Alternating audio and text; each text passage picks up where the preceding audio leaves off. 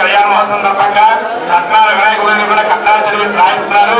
దేవస్థానం అందరూ కట్నాలకు రాయవలసిన కూర్చున్నాం. ఇంద్రకి ఇద్దరు ముగ్గురు అడిగారు కట్నాలు. వినాయకుడి దగ్గర రాస్తున్నారు కట్నాలు అందరూ కూడా. ఇక్కడ మా గుమస్తా గారు కూర్చున్నారు. ఆ గుమస్తా గారు కట్నాలు రూపాయలు రెండు దేవుళ్ళకి కూడా 1116 చొప్పున నిమ్మల రామానాయుడు గారు సదించిన కట్టకారులు. ఓం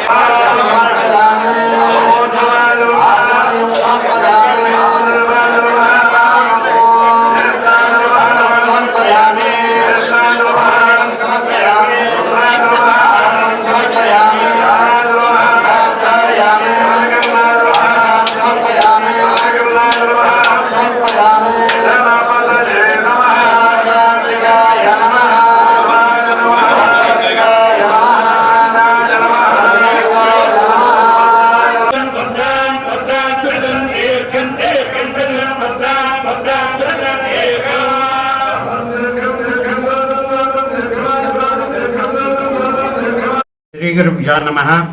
శ్రీ మహాగణాధిపతయే నమో నమః. పశ్చిమ గోదావరి జిల్లా పాలకొల్లు పట్టణంలో వేయించేసి ఉన్నటువంటి శ్రీ క్షీర రామలింగేశ్వర స్వామి వారి దివ్య బ్రహ్మోత్సవములు అనగా శ్రీ స్వామివారి కళ్యాణ మహోత్సవము చైత్ర శుద్ధ దశమి రోజు రాత్రి తెల్లవారితే ఏకాదశి అనగా మనకి ఈ స్వామివారి కళ్యాణ మహోత్సవం జరుపబడుతూ ఉంటుంది.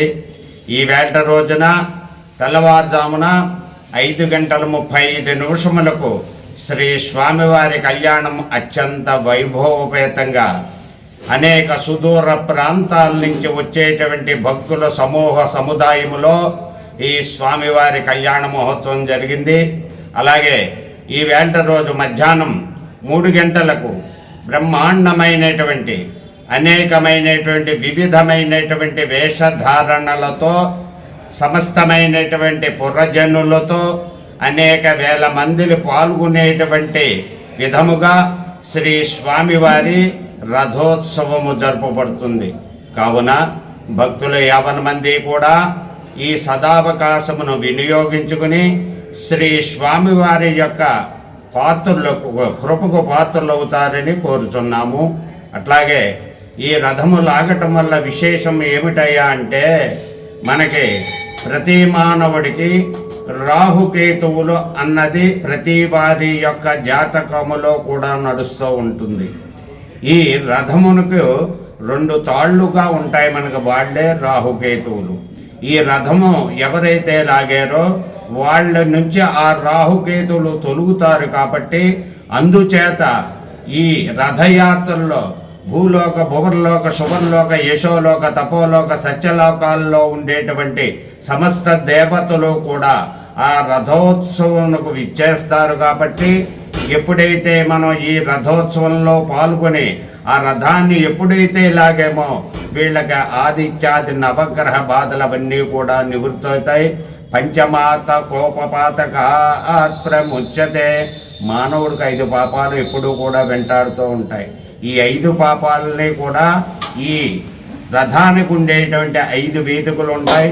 ఈ 5 వేదికల పైన మనకి శిఖరం కనబడుతూ ఉంటుంది.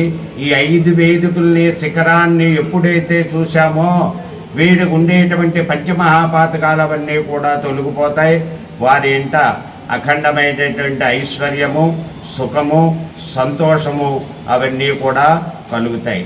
వివాహము కానిటువంటి వారు వివాహం జరుగుతుంది. వివాహం అయినటువంటి వారికి పుత్ర సంతానము కలుగుతుంది. ఈ రథోత్సవంలో పాల్గొనడం గొప్ప విశేషం. శుభమస్తు, శుభమస్తు, శుభమస్తు.